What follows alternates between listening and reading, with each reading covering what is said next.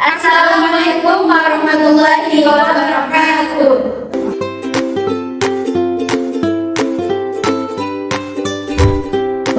Kami dari kelompok 4 akan menyajikan hasil observasi terkait perkembangan sosial anak sekolah dasar dari mata kuliah perkembangan peserta didik. Perkenalan dulu yuk dengan anggota kelompok 4.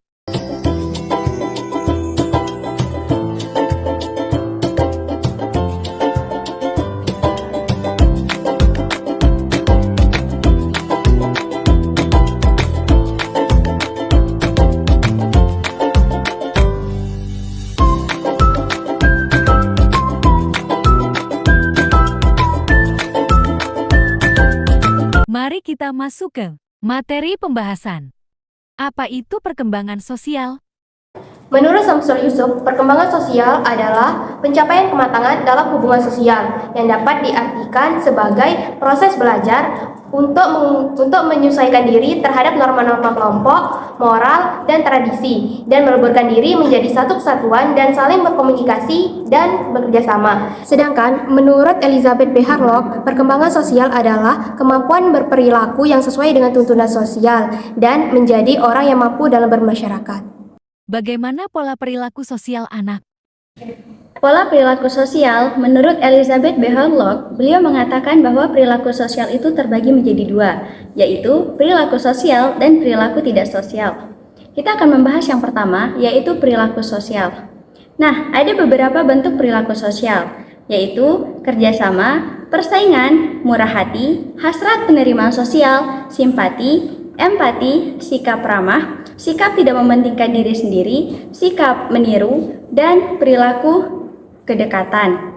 Setelah kami melakukan observasi ke anak sekolah dasar, bahwasanya perilaku sosial yang dimaksudkan oleh Elizabeth B. Harlock ini mengarah kepada perkembangan positif sosial anak sekolah dasar.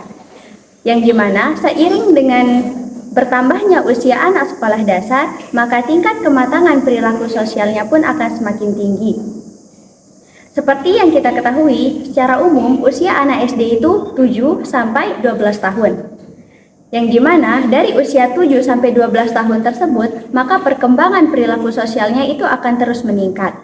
Lanjut ke yang kedua, yaitu perilaku tidak sosial anak. Ada beberapa bentuk perilaku tidak sosial anak, yaitu pembangkangan, agresi, mengejek, sikap berkuasa, dan egosentris. Nah, setelah kami melakukan observasi kepada anak sekolah dasar, bahwa perilaku tidak sosial anak yang disebutkan oleh Elizabeth B. Harlock itu mengacu pada perkembangan negatif anak. Yang dimana di sini disebutkan seperti perilaku berkuasa. Terkadang banyak anak-anak sekolah dasar yang salah menggunakan kelompok bermainnya, yang dimana mereka gunakan untuk kekuasaan. Misalkan mereka sering menyuruh-nyuruh temannya, mereka sering memaksa temannya.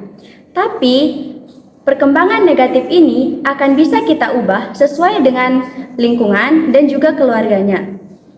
Sehingga seiring dengan berjalannya waktu, perkembangan negatif ini akan bisa hilang dengan sendirinya.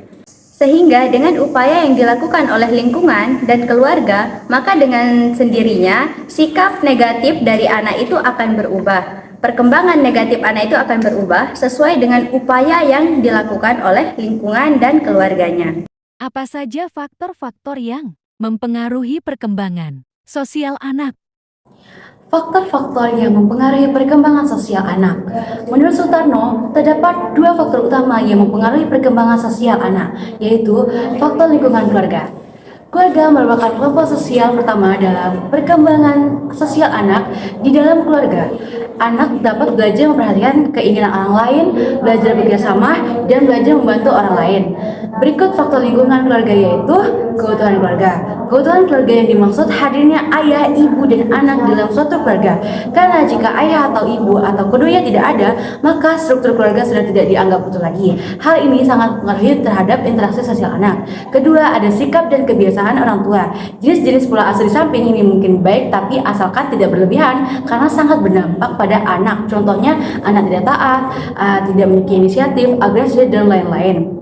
Nah, yang kedua ada faktor dari luar rumah. Pengalaman sosial di luar rumah dianggap penting bagi sikap sosial dan pola perilaku anak, karena hasrat terhadap pengakuan dan penerimaan sosial sangat kuat pada akhir masa kanak-kanak. Pengaruh kelompok teman sebaya lebih kuat dibandingkan dengan sewaktu masa prasekolah. Sebaliknya, jika hubungan itu menakutkan, anak-anak akan menghindari dan kembali pada anggota keluarga untuk memenuhi kebutuhan sosial mereka.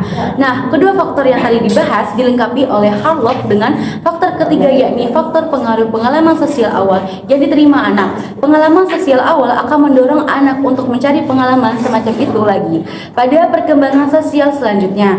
Karena pada faktor ini mereka mendapatkan banyak pengalaman bahagia. Hal ini menjadi fokus bagi guru maupun orang tua untuk membantu anak dalam menentukan pilihan sikap sosial yang tepat untuk anak.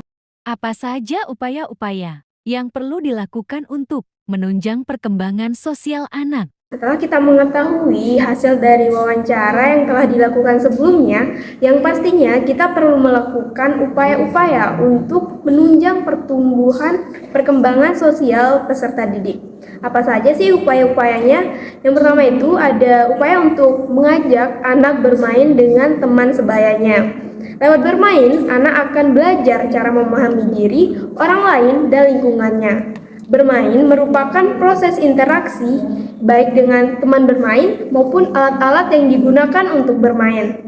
Ketika bermain, anak mungkin akan mengalami konflik dengan temannya. Ia mungkin akan mengalami rasa takut, malu, khawatir, atau marah saat bermain. Tapi, ini semua merupakan bagian dari tahap perkembangan kemampuan sosial emosional yang harus dihadapi. Jadi, sering-seringlah mengajak anak bermain, terutama bermain yang melibatkan interaksi dengan teman sebayanya. Yang kedua adalah ajari anak untuk berbagi. Salah satu perkembangan kemampuan sosial anak dapat dilihat dari seberapa mampu ia mengendalikan sifat egoisnya. Ketika anak sudah bisa berbagi atau menawarkan makanan dengan sukarela, itu berarti ia telah memiliki kemampuan sosial emosional yang baik. Upaya yang ketiga yaitu memperkenalkan anak dengan pengalaman baru. Mengembangkan kemampuan sosial anak juga bisa dilakukan dengan memperkenalkan berbagai pengalaman baru dan ajaklah anak melihat situasi, suasana, hingga pemandangan baru. Cara ini diyakini dapat meningkatkan kemampuannya dalam beradaptasi. Kesimpulan dan saran. Dari perkembangan sosial peserta didik ini dapat disimpulkan, perkembangan sosial merupakan proses belajar mengenai tingkah laku yang berhubungan dengan individu untuk hidup sebagai bagian dari kelompoknya. Dalam lingkungan sosial, anak difokuskan untuk dapat menyesuaikan diri dengan situasi dan kondisi di mana lingkungan masyarakat dia berada. Tujuan tersebut dapat menumbuhkan kemampuan anak bersosialisasi dengan teman, masyarakat, dan lingkungannya dengan baik, sesuai dengan usia dan tahap perkembangannya, dan cenderung mudah bergaul dengan lingkungannya.